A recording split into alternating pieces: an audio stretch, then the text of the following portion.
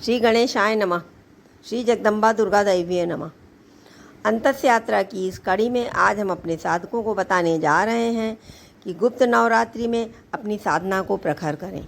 आने वाली सप्तमी, अष्टमी और नवमी तिथियों को कम से कम 3 दिन गुप्त नवरात्रि का व्रत रखें और अपनी साधना को उच्चतम स्तर तक ले जाएं। जैसा कि आप सभी जानते होंगे कि वर्ष में 4 नवरात्रियां आती हैं। 2 मुख्य हैं और 2 गुप्त हैं। साधना के क्षेत्र में इन गुप्त नवरात्रियों का बहुत ही महत्व है। वैसे तांत्रिक तो इसका बहुत ज़्यादा उपयोग करते हैं, लेकिन हम साधारण भक्तजन भी इन नवरात्रियों में अपनी साधना, अपने मंत्र जप आदि करके माँ की प्रसन्नता प्राप्त कर सकते हैं। सर्वरूपमयी देवी सर्वदेवीमयं जगत अतोहम विश्वरूपा ताम नमामि परमेश्वरी। भगवती जगदम्बा को प्रणाम। आप सबको भगवती जगदम्बा की कृपा प्राप्त होती रहे। सनातन धर्म में नवरात्रि का विशेष महत्व है। इन दिनों माँ भगवती के 9 रूपों की पूजा उपासना पूरी श्रद्धा और भक्ति से की जाती है। धार्मिक मान्यता है कि सच्ची श्रद्धा से माँ की पूजा करने वाले साधक की सभी मनोकामनाएं पूर्ण होती हैं। खासकर गुप्त नवरात्रि में माँ की उपासना करने वाले साधकों की मनोकामनाएं जल्दी पूरी हो जाती हैं। वैसे तो गुप्त नवरात्रि में 10 महाविद्याओं की पूजा की जाती है और तांत्रिक सिद्धियों का काल है ये गुप्त नवरात्रि। परंतु सभी तो तांत्रिक सिद्धियां नहीं प्राप्त कर सकते हैं ना। हम साधारण जन हैं, हम तो साधारण सांसारी हैं। सामान्य जनमानस या साधकों के लिए तो बस ये पूजा आराधना का विशेष काल है, जिसमें माता अपनी प्रबल शक्तियों के साथ समस्त वातावरण में साक्षात विराजमान रहती हैं। सामान्य साधकों को भी इस गुप्त नवरात्रि के पवित्र समय का लाभ उठाना चाहिए और अपनी आराधना को, अपनी पूजा को प्रखर बनाना चाहिए। साधना की प्रखरता से हमारी चेतना भी मजबूत होती है, हमें आत्मबल मिलेगा और हमारी आंतरिक शक्तियों की भी जागृति होती है। हमें अपनी आंतरिक शक्तियों को जगाने का ये अमूल्य समय है। वैसे भी आज की आपाधापी में समय भी ज़्यादा नहीं होता लोगों के पास।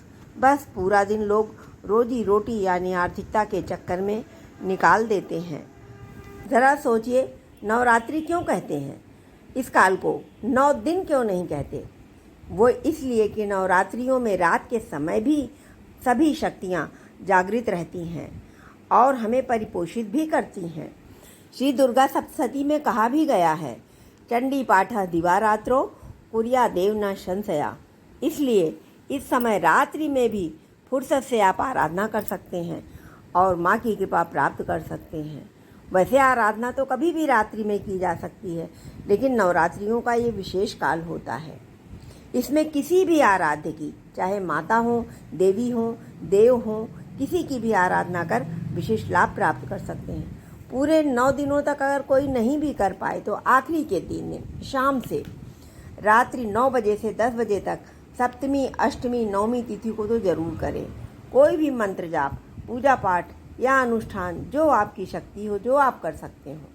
और सात्विक भोजन यानी बिना लहसुन प्याज का भोजन करें। और अगर व्रत रह सकते हैं तो बहुत अच्छा है, व्रत रखें और ब्रह्मचर्य का पालन करें। अंत में नवमी या दशमी तिथि में कन्याओं को या ज़रूरतमंदों को भोजन कराएं और दान दें।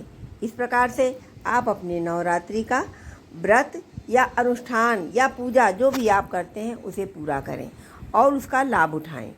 सर्वमंगल मांगल्ये शिवे सर्वार्थ साधिके शरण्ये त्र्यंबिके गौरी नारायणी नमोस्तुते। माँ की आराधना करने वाले साधक एक बात का ज़रूर ध्यान रखें कि यह माँ की साधना से पहले बटुक भैरवनाथ का स्मरण ज़रूर करें, क्योंकि माँ तो जगजननी हैं। उन्हें तो किसी भी प्रकार के कार्य करने की कोई आवश्यकता ही नहीं है। माँ का सभी कार्य तो बटुक भैरवनाथ जी ही करते हैं। और उनके पति बाबा भोलेनाथ का नीलकंठ स्वरूप में ज़रूर स्मरण करें, क्योंकि बिना भोलेनाथ की कृपा के माँ अपनी कृपा आपको कभी नहीं देंगी। जैसे श्री राम की कृपा चाहिए तो आपको बजरंगबली का स्मरण जरूर करना होगा। कहा भी गया है, सिया राम के काज संवारे। श्री राम के काज संवारने वाले बाबा बजरंगबली हैं। वैसे ही हमारी माता के सारे काज बाबा भैरवनाथ करते हैं। ओम ऐं ह्रीं क्लीं चामुंडाय विच्चय नमः। ये नवाण मंत्र है, माँ का महामंत्र है। नहीं हो सकता है तो इसी मंत्र की एक माला करें, दिन में इसी मंत्र का स्मरण करें, हृदय में माँ का ध्यान रखें। माँ जगदम्बा हम सब साधकों का कल्याण करें।